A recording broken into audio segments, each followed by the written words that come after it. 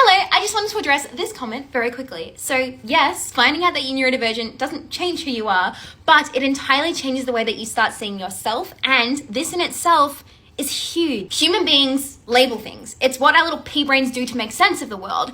Growing up, neurodivergent people know that they're different, but that different based on how they see themselves and what the world has told them over and over again from the moment that they're born is weird and bad and wrong. We're told that we don't fit in. We're told that we're not supposed to be here. Therefore, that label is, I'm not supposed to exist. What is wrong with me? There is something wrong with me. I'm not supposed to be here. That leaves us feeling alienated and broken and like we are the only person that has ever felt the way that we are currently feeling.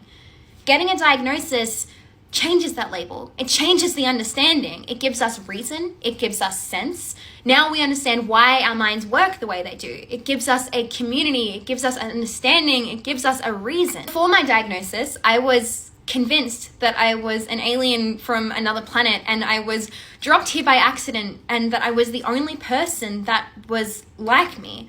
Now I know that there are millions of people like me and that if I am an alien, then there are millions upon millions of people that are on the exact same rocket ship that I am. And that is so incredibly affirming. You're right. A diagnosis doesn't change who you are.